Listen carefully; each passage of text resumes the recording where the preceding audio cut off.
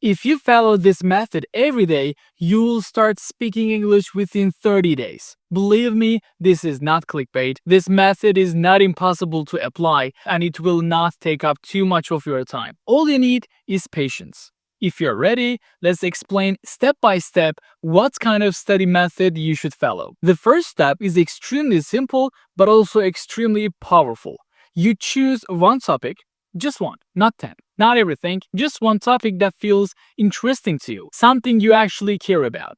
It can be social media, motivation, relationships, health, money, studying, travel, career, anxiety, self-confidence, anything. Well, why is this important? Now, here is the part most people don't expect. You don't start in English. You start in your native language. This step is crucial. Before trying to talk about a topic in English, you must first understand it deeply in your own language. You read articles, you watch videos, you listen to people's opinions, you think about your own experiences, and you ask yourself questions like, what do I think about this topic? Do I agree or disagree with most people? What experiences have I had related to this? What examples can I give? Let's say your topic is social media. You watch videos in your native language about how social media affects your mental health. You read comments, you see different perspectives. Some people say it's useful, others say it's dangerous. You start forming your own opinions,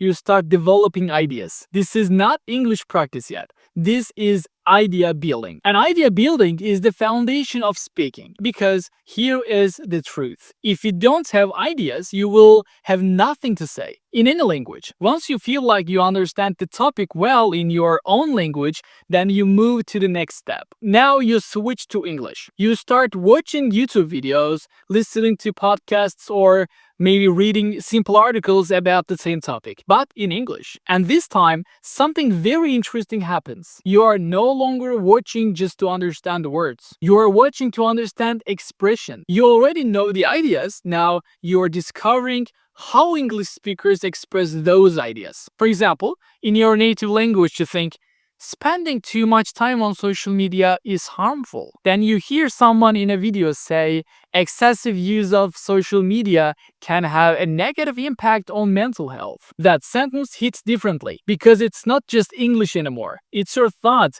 in a stronger, more natural form. This is how real learning happens. At this stage, imitation becomes incredibly important. You repeat sentences out loud, you pause the video and copy the speaker, you try to match their pronunciation, you try to feel the rhythm of their speech, and you don't do this to become perfect. You do this to train your mouth, your ear, and your brain to work together. Most learners never do this. They only listen silently, and that's why their speaking never improves. Speaking is a physical skill. Your mouth needs training, just like muscles in the gym. Then comes the step that changes everything. You speak. Not in your head, not silently, out loud. You put your phone down, you stop watching videos, and you start talking about the topic yourself. You pretend you are explaining it to someone. You imagine you're in a podcast. You imagine someone asks you a question and you're answering. You will struggle, of course. You will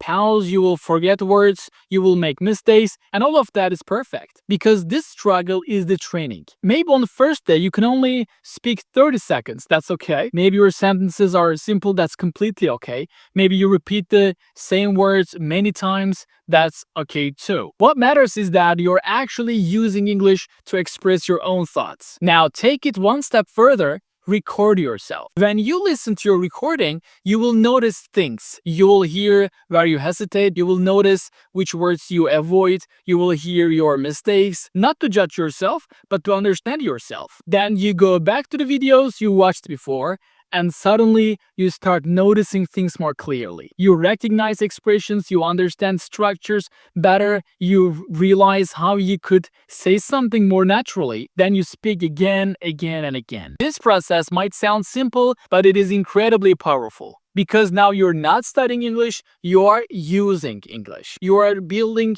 a real relationship with the language. Over time, you will notice something strange happening. You start thinking in English when you talk about familiar topics. You stop translating every word, sentences come faster, you feel less afraid, you feel more in control. And the most important part, you start trusting yourself. Imagine doing this every day, one topic per day.